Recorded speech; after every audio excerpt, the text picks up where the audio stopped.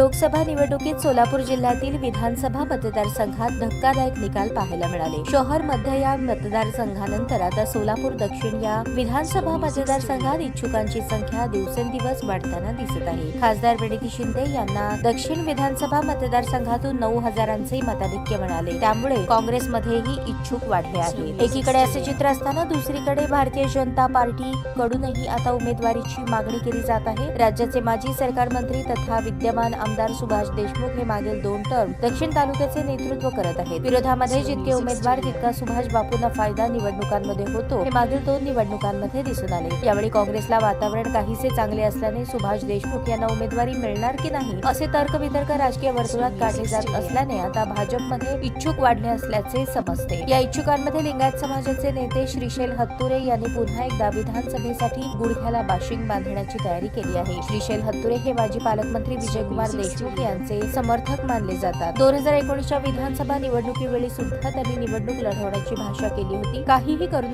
बंडखोरी करणार अशा भूमिकेत ते दिसून आले, परंतु यावेळची परिस्थिती पाहता स्वतः विजय मालकांनी हत्तुरे यांना माघार घेण्याची विनंती केली होती। सुभाष देशमुख हे कच्चे खिलाडी नाहीत, त्यांच्याकडेही एक हुकमाचा एक्का आहे आणि तो म्हणजे बाजार समितीचे संचालक होडकीचे सावकार रामप्पा चिवडशेट्टी। चिवडशेट्टी हे बापूंचे कट्टर समर्थक मानले जातात आणि चिवडशेट्टी हे श्रीशैल हत्तुरे यांचे मेहुणे आहेत। हा हुकमाचा एक्का असल्याने बापू आपली चाल कधीही चालू शकतात हे मामांनी विसरू नये।